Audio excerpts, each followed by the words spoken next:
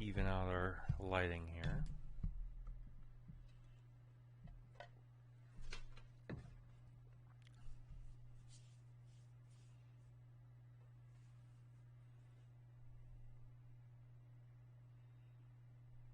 Quick message here.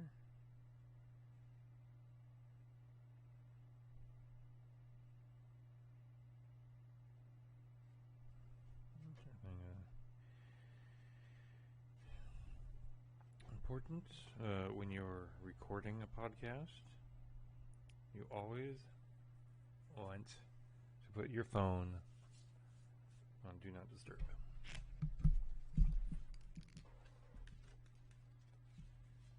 It's a little helpful, Tim. Timp. What's a Timp? Okay. Microphone adjusted.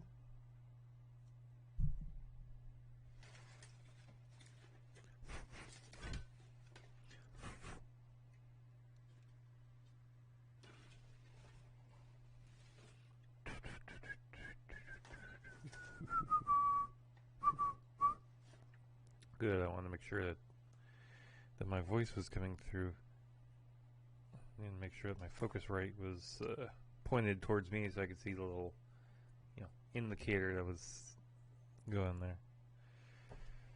My desk is a mess. I'll admit that. Yeah,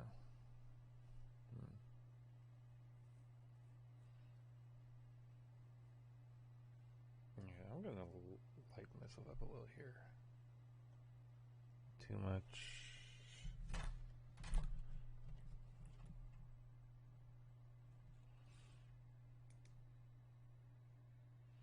Okay, so I don't look so sallow. There's enough funny colored people in the world. I don't want to make myself look, orange or any other color than what I am, which is just white.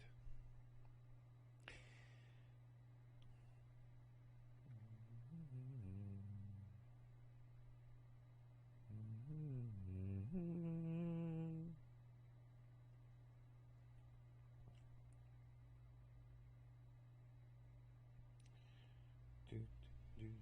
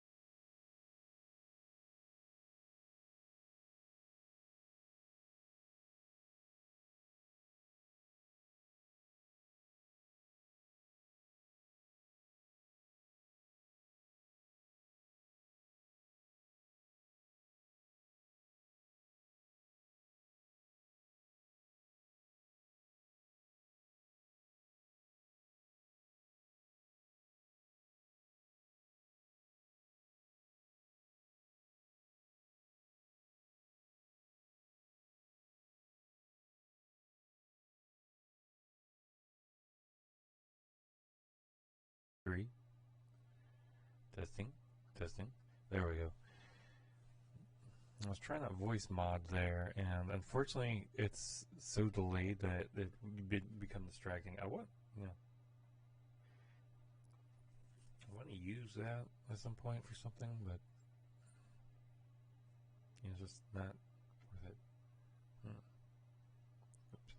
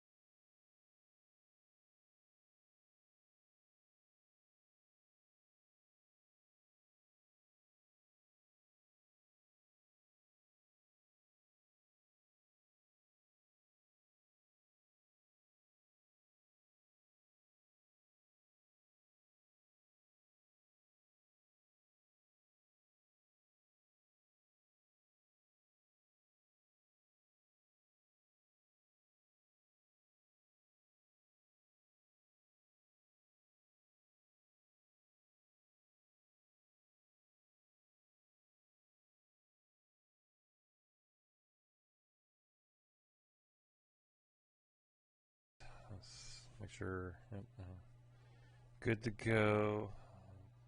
So get this. This. This. And I got this. Okay. Testing. Hold on here. Testing. Because I don't need my voice layered anyplace. Okay. Now we're done playing with that. I play with other things at other times. We will get our monitor up. Get this over to its correct window, and this up here.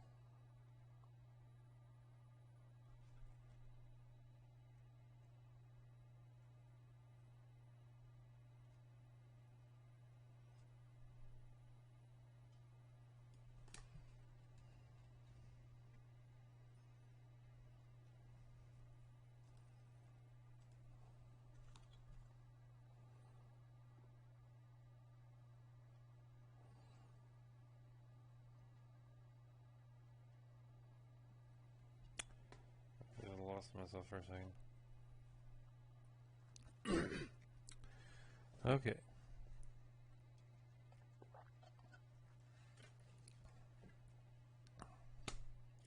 Let's do it to it.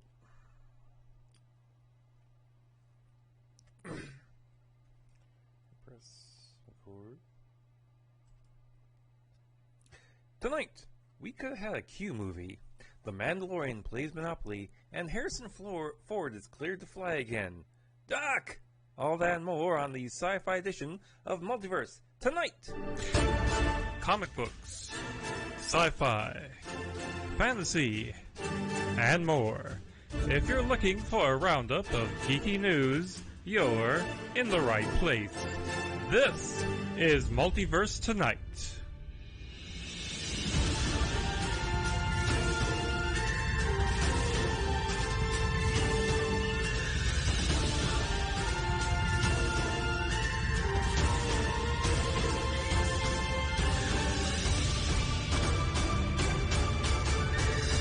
And here's your host, Thomas Townley.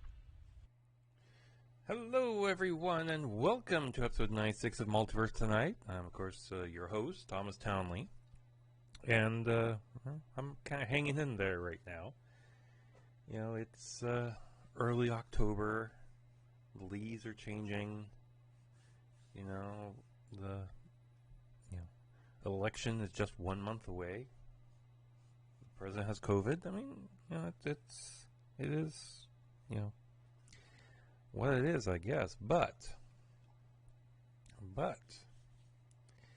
you know, I'm just trying to, you know, keep things normal, keep things going. You know, I got my new Badgie T-shirt on today. Of course, you can't really see that in the camera shot, but you know, I'll post a nice picture of it. Badgie is, of course, from an episode of Lower Decks on CBS All Access, soon to be Paramount Plus. And we're only just a few weeks away from the new season of Star Trek Discovery. And I hate to say this, I'm actually kind of, you know, intrigued to see how this new season goes. Because they've totally pushed the reset button, so to speak, and shot the ship into far future, and so, you know, I'll have to see where the story leads. Anyway, while we're talking about Star Trek, let's go ahead and go on to the Star Trek news. Q made an appearance on Star Trek Lower Decks. Now, we could have had him on the big screen if Jonathan Frakes had his way. During a GalaxyCon virtual panel, Mr. Frakes revealed that he wanted to bring John Delancey in as Q for at least one of the movies. He had pitched the ultimate Q adventure, saying, quote, "That was my pitch. Well, from my good fortune of being involved with the movies," I kept saying, When is our finest nemesis going to be in the movies? I'm still surprised that wasn't so, unquote. Now, John Delancey, who was also on the panel, chimed in, quote, the place that they never got into it, which is too bad, which was, what is the continuum? Other than a road in the desert that goes on and the shingle in the old gas station? I actually, which I'm not going to tell people even now, I did create a backstory on that, which would have been really interesting. But I think it's some place that would require a great deal of imagination. And I think the audience would go, so I wish that they had gone there, unquote. Now, yeah, I totally agree. I would love to have seen Q on the big screen. They could have done so much, wilder effects. I mean, this could have been something that you would have wanted to see, in IMAX. Think about that. Q in all his glory in 100% IMAX, wrap around the screen, or Screen X even. They could have basically made this, and here's a thought. They could have done a movie that would have incorporated all the treks: Star Trek, Next Generation, Deep Space Nine, and Voyager, and Enterprise, and just had this monumental adventure that required all these disparate casts in one movie.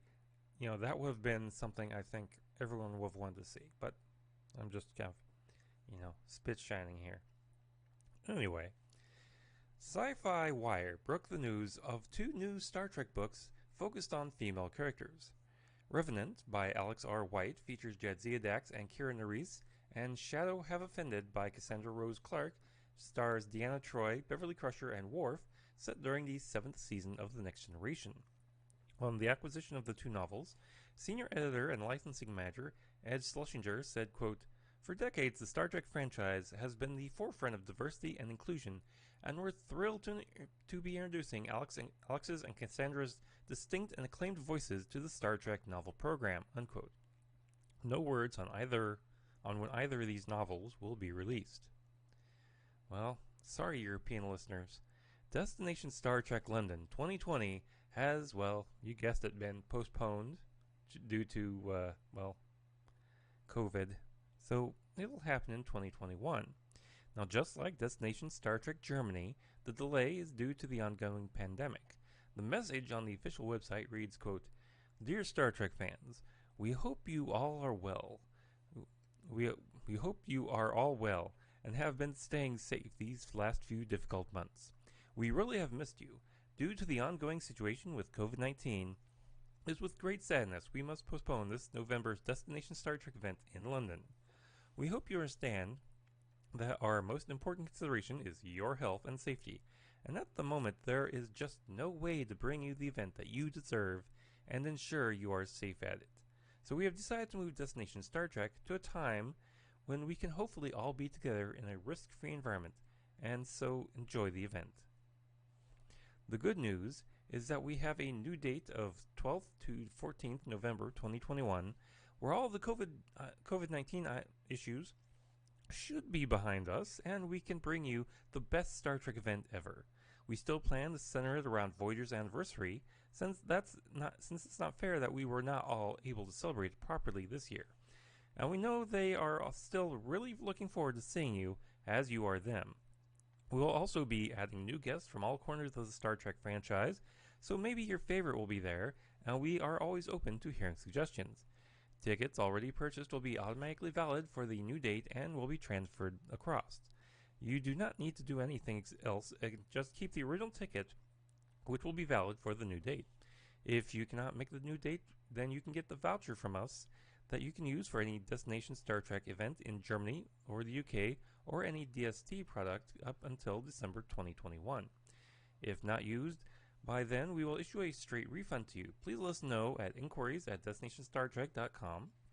If you want to take a voucher rather than just have your tickets moved over to the new date, our aim is always to bring you the best Star Trek event we can. With a new series of Discovery coming in October, we have plenty of exciting new adventures to bring us into 2021 and through to November, and an event that we promise will be worth the wait. We think we will all deserve an extra special party over the event. Thank you all for your patience and continued support. Live long and prosper. Well, there you have it. You know, I know it's not fair. It's not been fair for me either. You know, I had convention trips planned this year too, and I've got nothing. So I'm just gonna have to save my money for the next one, whenever that is. Now let's go on to the Star Wars news.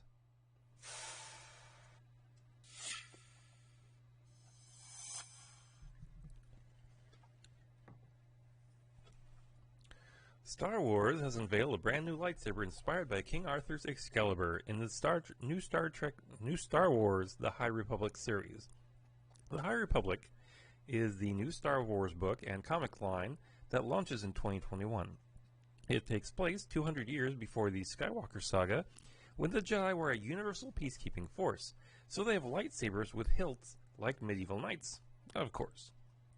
The caption on some of the new concept art says, quote, "During the time of the High Republic, Jedi Master Stellan Goss ascended through the ranks of the Jedi Order as the Padawan of Jedi Master Rana Kant. As a young Padawan learner, he developed a strong connection with fellow Jedi Avir Kriss and Elzar Mann, though they were apprenticed to different masters. Gios is regularly the voice of reason amongst the three, focusing on upholding the Jedi tradition. Gios' lightsaber is an elegant weapon with a crossguard and a longer hilt that allows him to easily wield it with two hands like a broadsword. The crossguard's cullions point forward when the saber is not in use, and the weapon rests in a holster that leaves the saber easily accessible. The hilt features striking black, gold, and silver details. When the saber ignites, the crossguard blades push the cullions outward, forming caps to the blades and creating a secondary guard." Unquote. An illustration manager, Jeff R. Thomas, speaking to StarWars.com about the design, said, quote, "When designing Stellan's lightsaber, I looked at the iconic lightsabers that have already been established. We needed an iconic weapon that could stand beside the other famous lightsabers, but at the same time could be unique to him and evoke the time period of the High Republic. We wanted to implement a more traditional crossguard, but I still wanted to include the saber blade into the crossguard design, so that Stellan would be able to defend himself against saber attacks. That's where Excalibur came into play. What would a lightsaber version of Excalibur look like? I started sketching and came up with a silhouette I really liked, but the practicality of holstering, sheathing, it nagged at me until I had the idea that the crossguard didn't have to be stationary. Perhaps it could activate or deactivate with the saber. So after some more sketches and some back and forth with Lucasfilm, it was decided that the crossguard would activate as opposed to always being open, which would give the saber the slimmer silhouette while holstered and would lend itself to some great visuals when activating." Unquote. Now that sounds cool. I'd like to see a blade like that realistically created. I'm sure probably somewhere down the line at some convention there'll be someone who's going to cosplay as someone from this new Star Wars history set, and we'll have this lightsaber. So that'll be something cool to look out for. The Mandalorian merchandising machine moves on. This time, Hasbro brings us Star Wars: The Mandalorian Monopoly. Now, this is different from the child edition of Monopoly, which was announced back in May. Mandalorian Monopoly will be out now, and allows you to play as the Mandalorian, Cara Dune, IG-11, or Cool, each with special abilities like standard Monopoly. The player with the most credits wins, but it's a little bit different. Here's the Amazon description, quote, "Inspired by the TV series. This Monopoly Star Wars The Mandalorian Edition board game is inspired by the Mandalorian live-action TV series on Disney+. Monopoly tokens. The Mandalorian fans can play as a favorite character from the series, the Mandalorian, Cara Dune, IG-11, or Cool. Each character has a special ability depicted on their character card.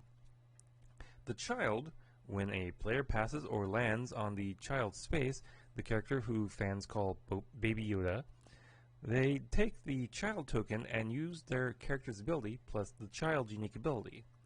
battle Imperial enemies, including an Incinerator Stormtrooper, Death Trooper, and Moff Gideon enemy tokens that can change gameplay and lead to battles. If an Imperial enemy gets the child, game's over. Buy hideouts. Buy hideouts from and earn Imperial credits by charging rent, unquote. The game costs $39.99. Season 2 of The Mandalorian is coming next month, and Jon Favreau is already busy writing Season 3. According to star Giancarlo Esposito, it could go a little longer than that. Speaking with People magazine, he said, quote, "We're living in a universe that's huge, and there's so much to explore, so I think this show is going to lay the groundwork for the depth and breadth that's going to come in Season 3 and Season 4, where you're really going to start to get answers," unquote. So, there you have at least 4 seasons. Think they'll stop there, or maybe do a movie? Anything's possible, I guess. The FAA has officially closed the books on Harrison Ford's whoopsie-daisy earlier this year at the Hawthorne Airport in Los Angeles. Now, to remind you what happened, Mr. Ford's plane crossed the runway while another plane was about to take off.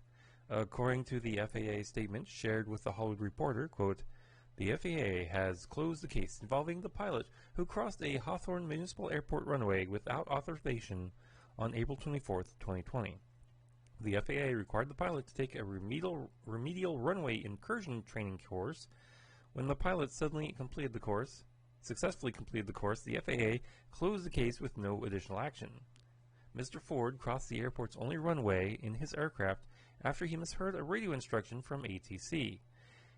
Ford's statement read, he immediately acknowledged the mistake and apologized to ATC for the error. The purpose of the flight was to maintain currency and proficiency in the aircraft. No one was injured, and there was never any danger of a collision," unquote.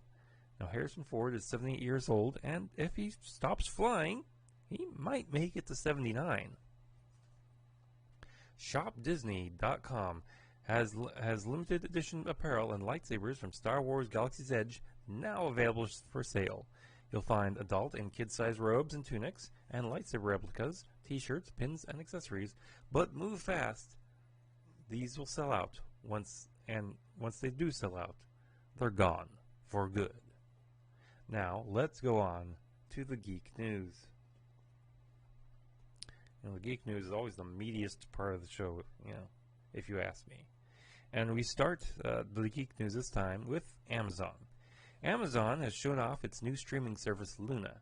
Now, the service, which has rolled out for early access in the United States, doesn't do lengthy downloads, so that game can start as easily as a Netflix movie. Luna will have a specially curated channel called Luna Plus that will give subscribers early access to new titles for only $6 a month, like Resident Evil 7, Control, and Panzer Dragoon. Ubisoft will also launch a channel with titles like Far Cry 5 on the platform on the day of the game's launch. Amazon-owned streaming service Twitch will also be integrated into the service and will allow players to easily stream games. Luna will work across devices including Fire TV, PC, Mac, and iOS, with Android support coming soon. Players can use keyboard, mouse, or Bluetooth controller, or you can buy Amazon's own controller for just $50. Well, there you have it. New streaming game streaming service. Would this be something you would be interested in? Let me know. You can find a link to contact me on our website. According to James Cameron, Avatar 2 has finished filming and Avatar 3 is 95% complete. The director...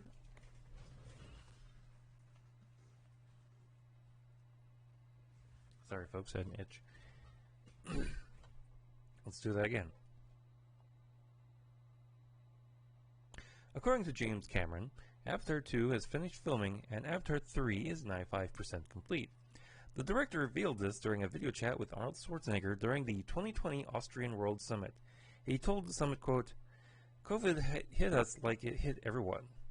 We lost about 4.5 months of production, and as a result of that, we rolled around one more full year for the release in December of 2022. That's been announced already. Now that doesn't mean I have an extra year to finish the film, because the day we deliver Avatar 2, we'll just start working on finishing Avatar 3. So where we are right now, I'm down in New Zealand shooting. We're shooting the remainder of the live action. We've got about 10% left to go. We're 100% complete on Avatar 2, and we're sort of 95% complete with Avatar 3. Avatar 2 set for December 16th, 2022. Avatar 3 slated for December 20th, 2024. Avatar 4 to debut on December 18th, 2026. And Avatar 5 on December 22nd, 2028. Unquote. Now, I gotta say, it's a good idea spacing them out like that, to where they're every other year. Make sure people don't get tired of the franchise, by the time that the last one comes out. And you gotta, keep these separated. You gotta keep them separated. Where'd that come from? Anyway, the Hot Wheels movie now has writers. According to the Hollywood Reporter, Neil Widener and Gavin James have been tapped to write the movie based on the Mattel toy car line. No further details on what kind of plot you get from a Hot Wheel, but any detail for that matter. I know it's something. Well, let's hope they're aiming this at kids. Let's hope they're not trying to aim this at adults, because that seems really crazy.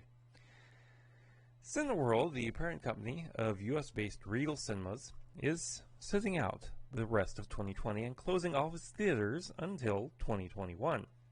Now, this comes in response, more or less, to MGM deciding to hold off on releasing the brand new James Bond film, No Time to Die, until next April. Now, it was expected to be released next month, but was, of course, pushed back because they don't want to open a film as big as that to streaming. They want the big theater experience for that, and the big theater money. Regal is the second biggest theater chain in the United States, and these closures will impact 28,000 U.S. and 5,500 U.K. employees. Cineworld confirmed this with a statement on Monday, saying, quote, "In response to the increasingly challenging theatrical landscape and sustained key market closures due to the COVID-19 pandemic, Cineworld confirms that it will be temporarily suspending operations at all of its 536 Regal theaters in the U.S. and its 127 Cineworld and Picture House theaters in the U.K. from Thursday, 8 October 2020, unquote. Now, there's been no word on a particular reopening date, and I wouldn't blame them, as the box office recovery has, kind of collapsed. With very little new movies on the market, Christopher Nolan's Tenet was almost beaten this past weekend by the 1993 Halloween classic Hocus Pocus re-release. Yep, Bette Midler almost beat Christopher Nolan. Now, that's something you don't see every day. Well, here's some good news. Game of Thrones actor Afor Julius Bornson and his wife Kelsey Henson have welcomed their first child together, a baby boy. His wife announced via Instagram, quote, "Our beautiful baby boy made his grand entrance into the world at 11:19 a.m. on September 26, 2020, after a short and intense 6 hours, 3,530 grams and 52 centimeters. The birth was the most powerful, life-changing, empowering thing I've ever done in my entire life. We're all doing well and settling in at home as three," unquote. Congratulations to the happy couple. The mountain now has a hill. This story is bizarre. An unknown attacker punched actor Rick Moranis in Manhattan's Upper West Side last week. The NYPD says that footage of the attack shows the actor was simply walking by when the individual punched him in the head, sending him to the ground. The 67-year-old Mr. Moranis went to the hospital afterwards and reported pain in the head, back, and hip. The NYPD has put out a $25,000 reward for any info that leads to the arrest of the assailant. And finally tonight, Emmy-winning producer Kevin Burns, who guided the 2006 remake of the Poseidon Adventure and Netflix's Lost in Space reboot, has passed away. Kevin's company, Prometheus Entertainment, made the history series Ancient Aliens, Food Paradise, The Unexplained with William Shatner, The Course of Oak Island, and other shows. He won a Primetime Emmy in 2002 for the rebooted biography and a Daytime Emmy in 2003 for Hollywood Rocks the Movies, the 1970s, hosted by David Bowie. Burns produced over 800 hours of TV during his career. He passed away from a heart attack at the age of 85. And that brings us to the end of the sci-fi news. Now, be sure to check us out on social media. We're at Twitter at MultiverseTom. We're also on Facebook and Instagram as well. And if you'd like to contribute some money, please visit mtpodcast.com to go to the Coffee, Patreon, and Glow.fm links, as well as just going over to Multiverse Tonight and hitting the Support Me link at the top of the page. And be sure to visit multiversetonight.com. Check out the affiliate marketplace links, the link to the TeePublic store, and our show notes, and so much more. And if you're a subscriber, be sure to share us with your friends. And if you're brand new to the show, please be sure to subscribe and leave us with some feedback. Let us know how we're doing. Special thanks to Shane Ivers for our intro music and Lobo Loco for the outro theme music. Thanks for watching the sci-fi edition of Multiverse Tonight. We'll be back in just 2 weeks with a brand new sci-fi edition and 2 days with a brand new comic book edition. Now please exit the universe in an orderly fashion. Good night.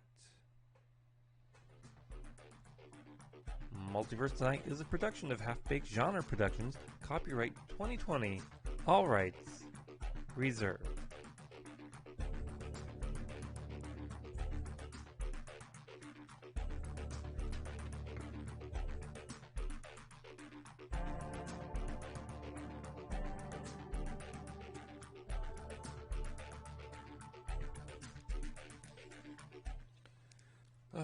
Folks. Let me take 5 here, go get the mail. The mail's just arrived. I got some packages in there, so I want to see what we got.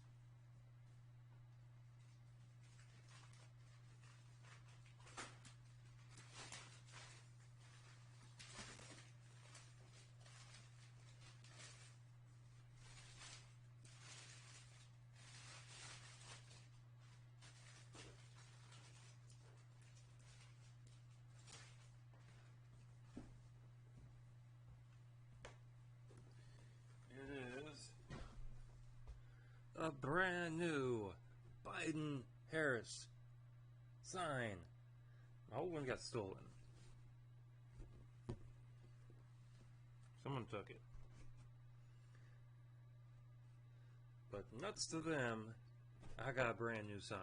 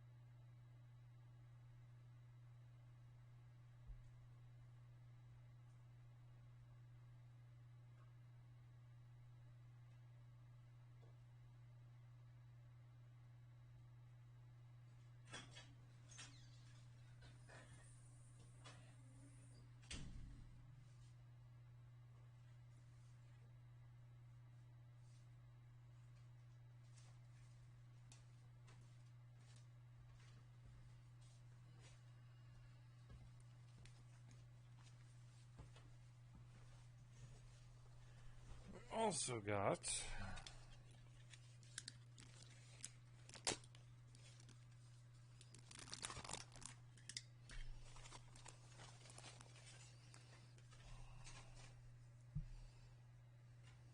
a new mask.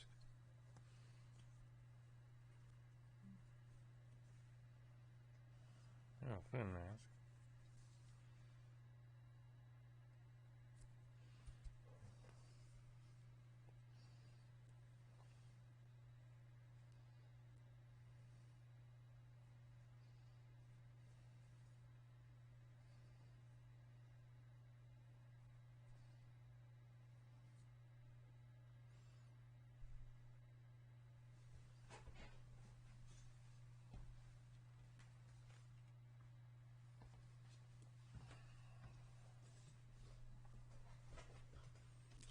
Anyway, let's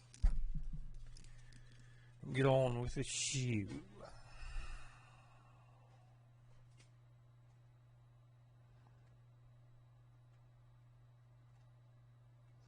The world is gone absolutely crackers. I'll be your candle on the water. My love for you will always remain.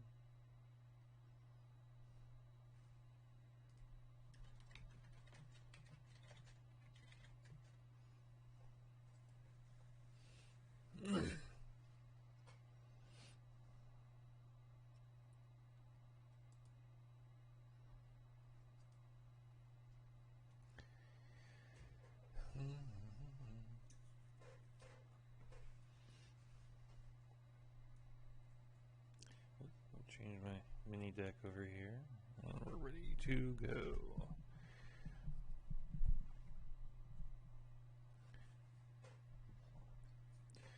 By the way, here's good mic technique.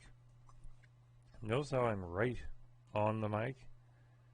This is what you're supposed to be. You're supposed to be right on the mic. The mic is supposed to be just a few inches away from your face.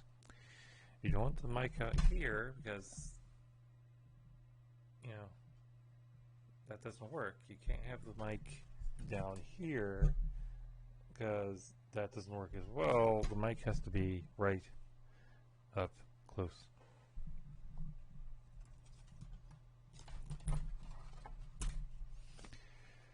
Okay.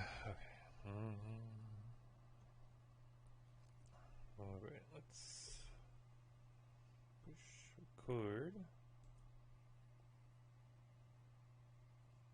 Tonight, Peacemaker gets his own series, Nick Fury might be getting his own series as well, and we remember Helen Reddy.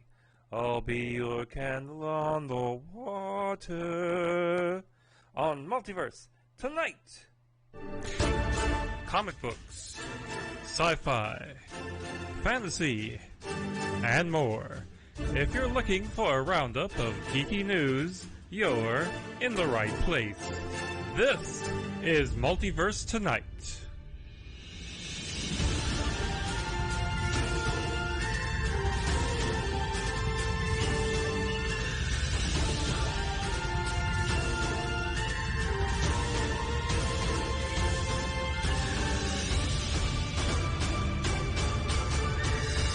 And here's your host, Thomas Townley.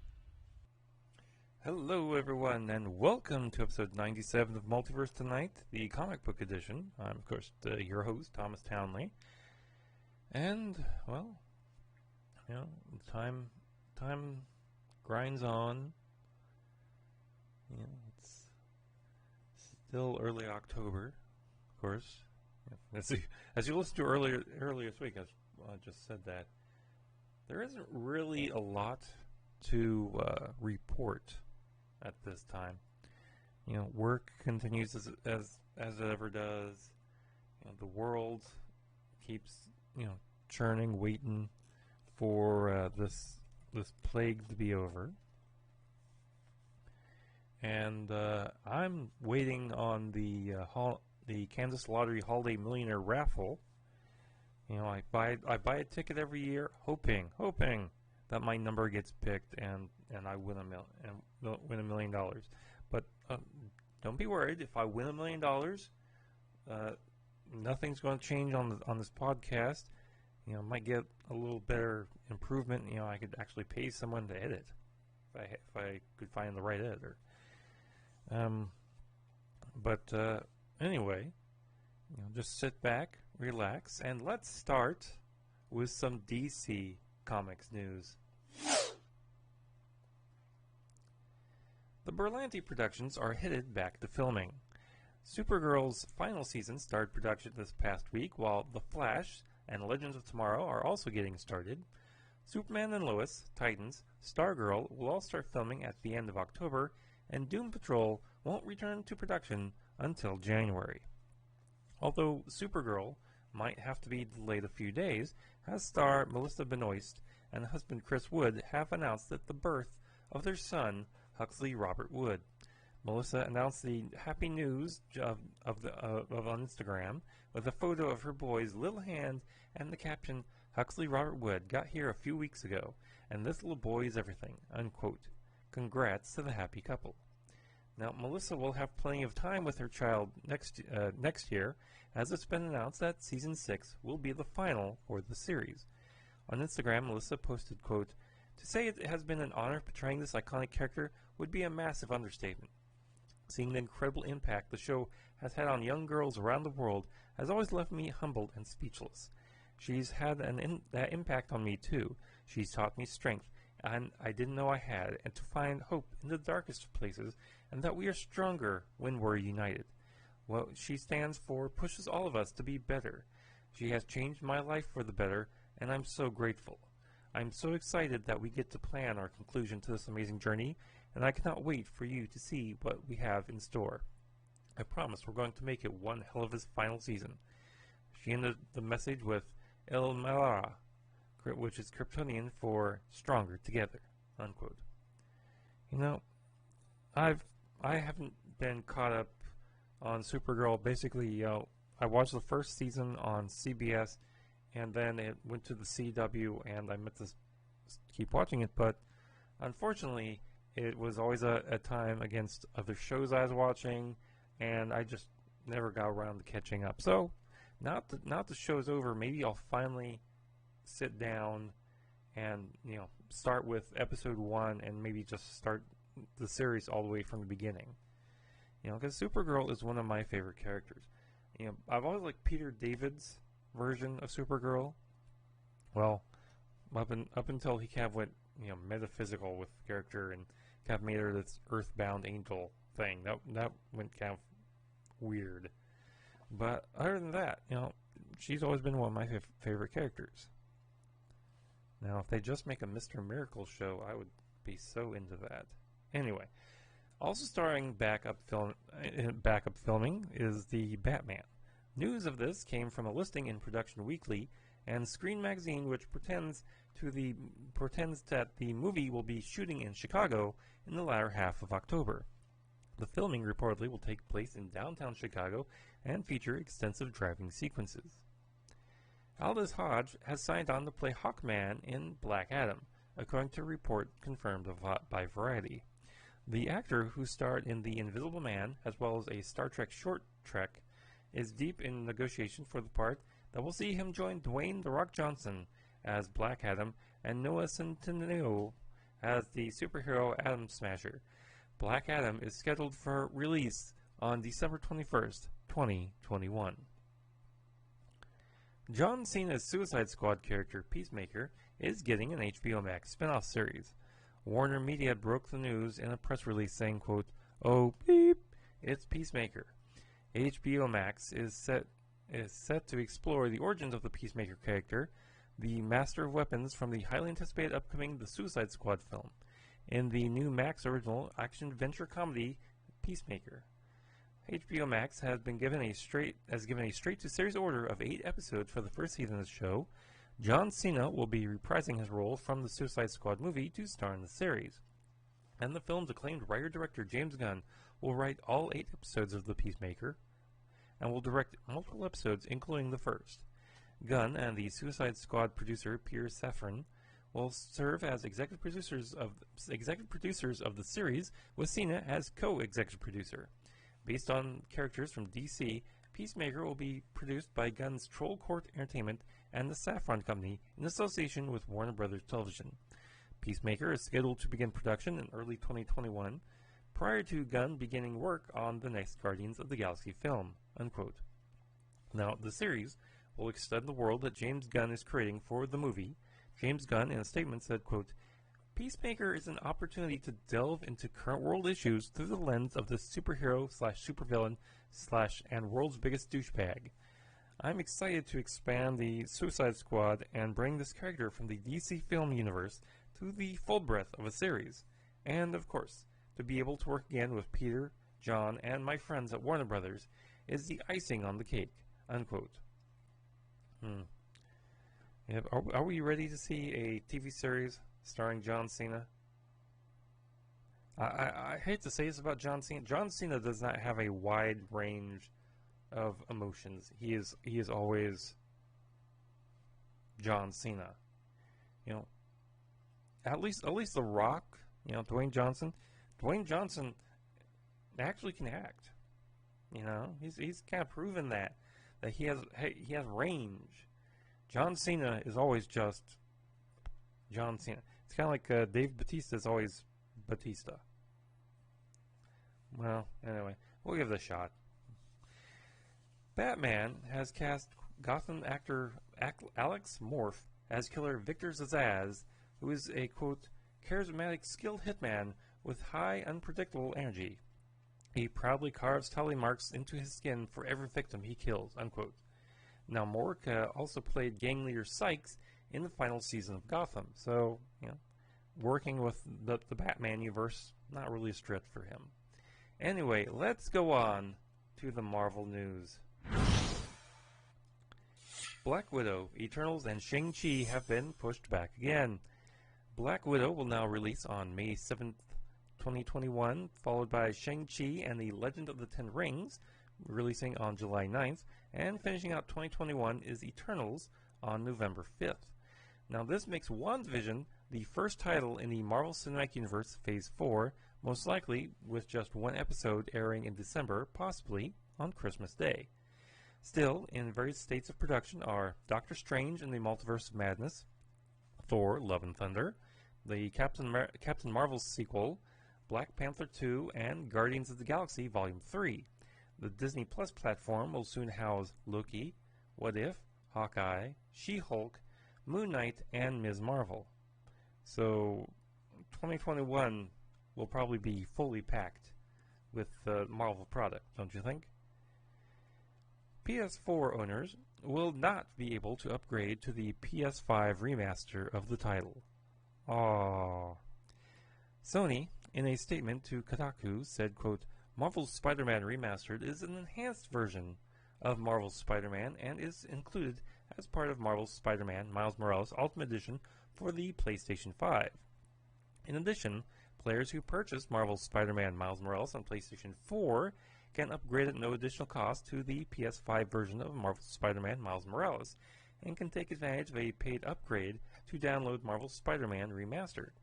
There are no plans currently to offer Marvel's Spider-Man Remastered as a standalone. Players with a copy of Marvel's Spider-Man for PS4 can purchase Marvel's Spider-Man Miles Morales Ultimate Edition to experience Marvel's Spider-Man Remastered on PS5. Marvel's Spider-Man for PS4 also will be backwards compatible on PlayStation 5, unquote. Well, you know, you're going to upgrade to that PS5 anyway, aren't you? Marvel Comics has announced the return of Sword. Sorry. Oh, I see SWORD and think Sword, my sword enemy. December will see the launch of the new X-Men series from writer Al Ewing and artist Valerio Schiti.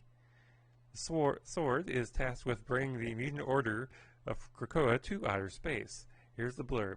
In the startling aftermath of X of Swords, mutant kind will take the bold next step in claiming their destiny by relaunching the Sentient World Observation and Response Directorate to deal with all things extraterrestrial on behalf of Earth. The events of this series will have a tremendous impact not only on the X-Men's world, but the Marvel Universe as a whole, as the mutants of SWORD warp the cosmic landscape forever. The stellar cast includes Magneto, Abigail Brand, Cable, Frenzy, WizKid, Fabian Cortez, former Avenger Manifold, and many other fan-favorite mutants who will be stepping into the spotlight in a major way. Unquote. Mutants in space!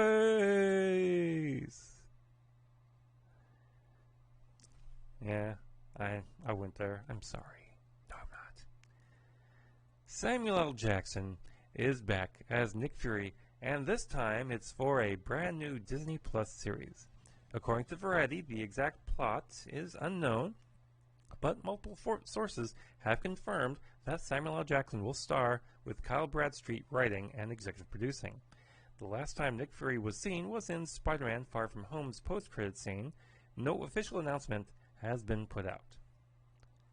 You know, the funny thing about messing around with movie release dates is that the merchandising never stops.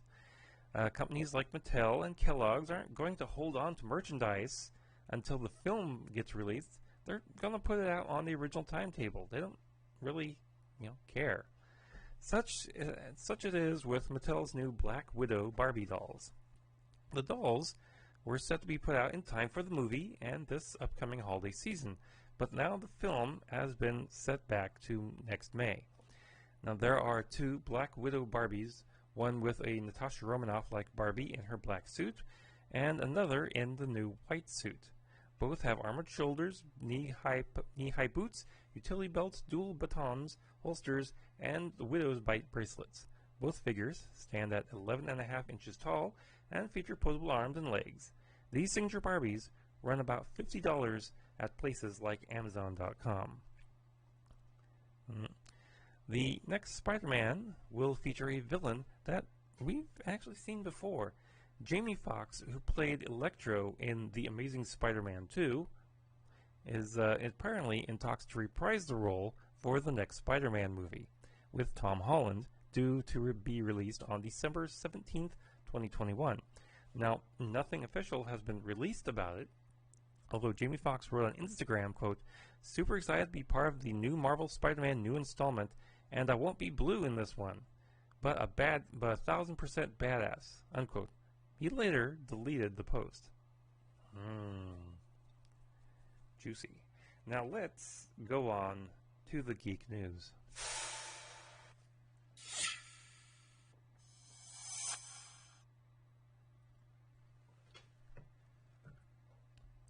The Simpsons' new season has started, but did you notice the change?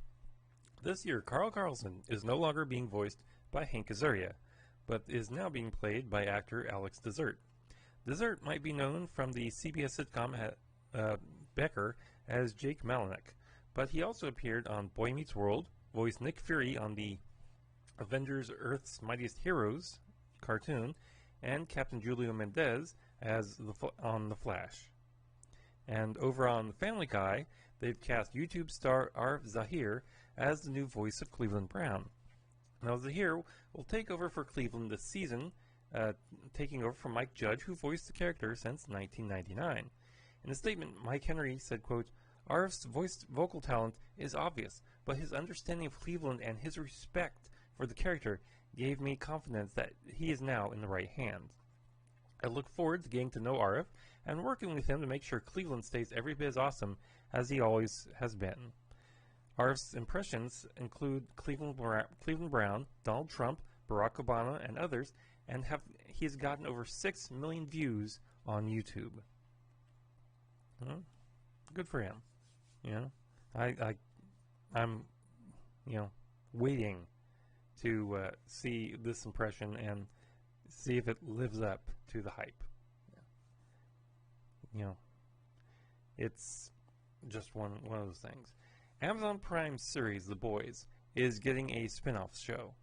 The as yet untitled spin-off is being written by The Boys executive producer Craig Rosenberg and will be set at America's only college for young superheroes run by the shady corporation Vought International. It will be a TVMA series and is described as being part college show and part Hunger Games, which I always kind of think college is the Hunger Games. Anyway, Lionsgate has inked a first look deal with Vertigo Entertainment, the production company behind It and the Lego Movie. That's It the movie, not It the word. The deal will cover anything outside of TV where Vertigo already has a deal with Sony Pictures TV. First up from the deal will be the horror thriller Cobweb. Robert Zemeckis' redo of the adaptation of Roald Dahl's The Witches is skipping theaters and going straight to HBO Max on October 22nd. Now, originally, it was going to be coming out this upcoming weekend. However, international fans, you'll actually get to see it in the theaters starting on October 28th. The Witches is based on the classic children's novel about a young boy played by Jazir Kadim Bruno, who, while staying at a hotel with his grandmother, played by Octavia Spencer, happens upon a gathering of witches led by the Grand High Witch, played by Anne Hathaway. They plan on turning the world's children into mice. The movie also features Stanley Tucci, Chris Rock, and Kristen Chenoweth. I always enjoyed the original, so I'll be interested to see how this remake does. Whether it stands up to the original, because the original with Angelica Houston is just good. So it'll be interesting to see if this does better or worse. Yeah. It is what it is. The son of Daredevil, Evel Knievel, is suing Disney over the parody character of Duke Kaboom from Toy Story 4. A federal trademark infringement lawsuit filed in Las Vegas alleges that the character of Duke was improperly based on the larger-than-life Evil. Evil's son, Kelly Knievel, who heads K&K, has had publicity rights to the Evel Knievel name since 1998, and he said that the moviegoers never sought permission to use his father's likeness.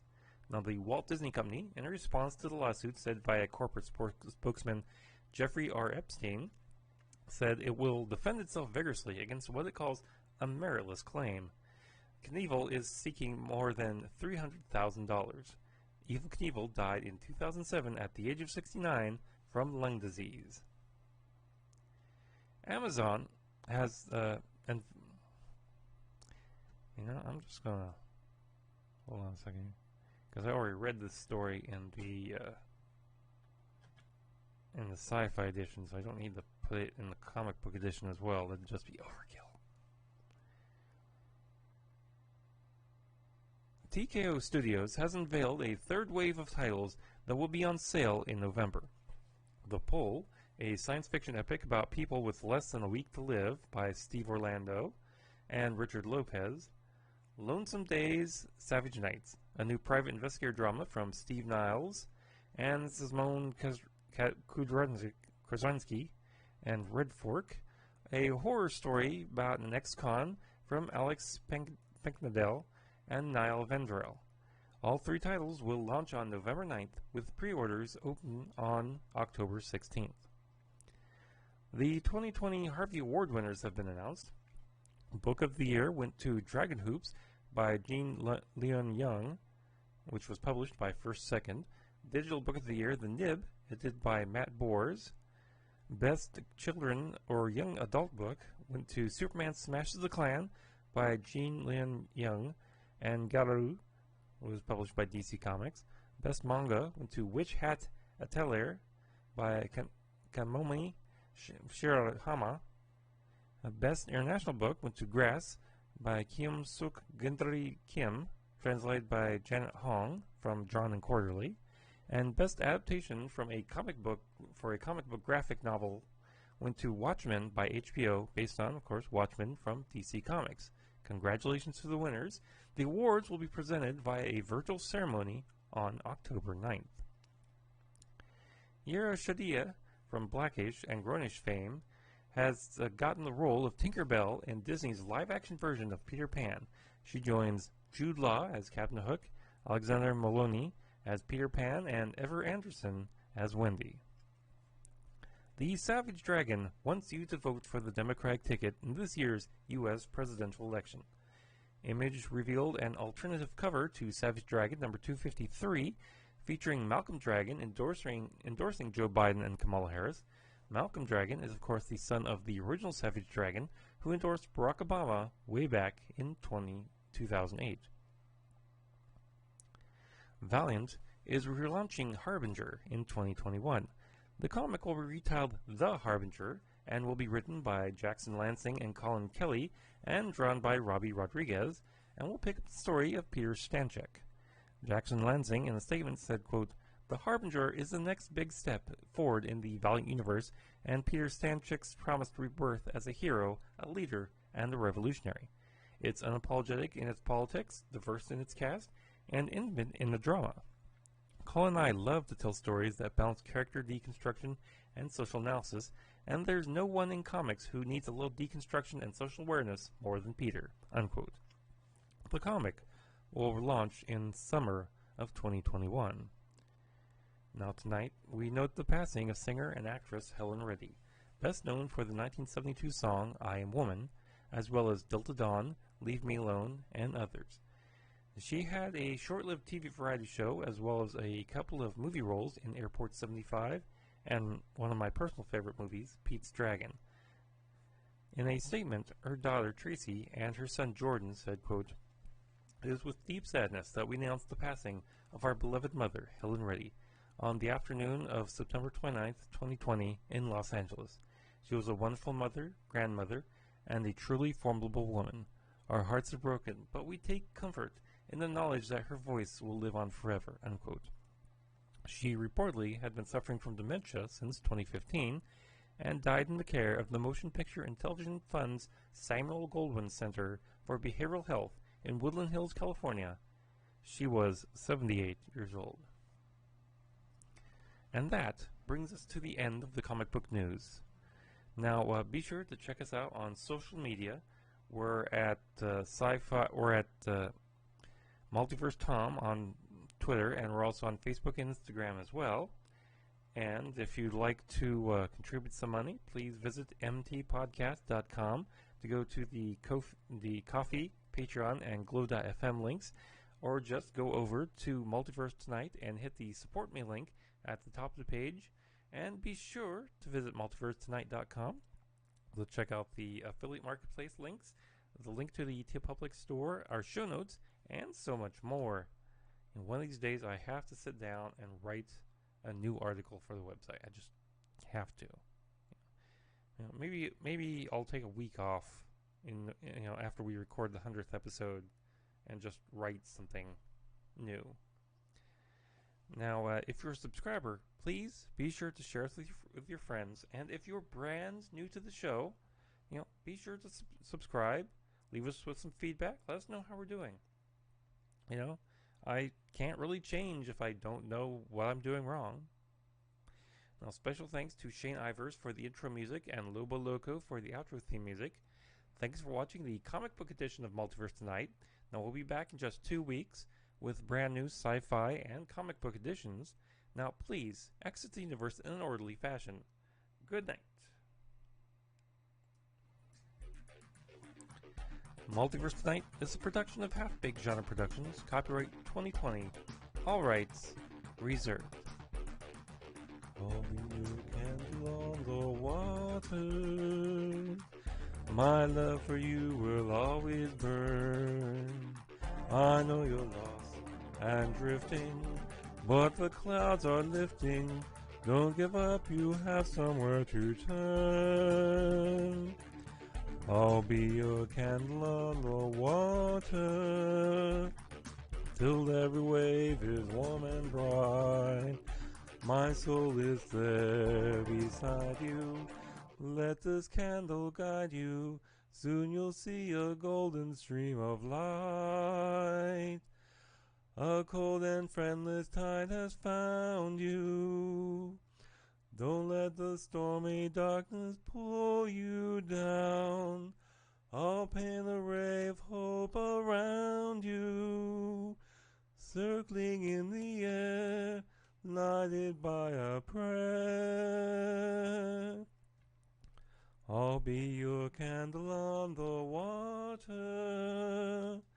This flame inside of me will grow. Keep holding on, you'll make it. Here's my hand, so take it. Look for me reaching out to show as sure as rivers flow. I'll never let you go. I'll never let you go. I'll never let you go.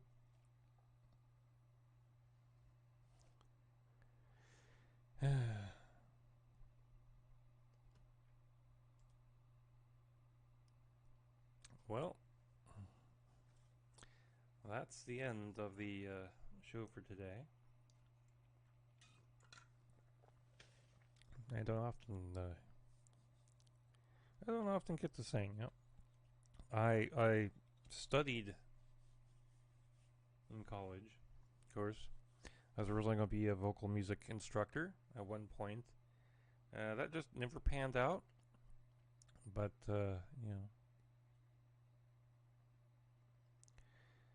pretty good for someone who's really kind of out of practice, other than singing to yourself.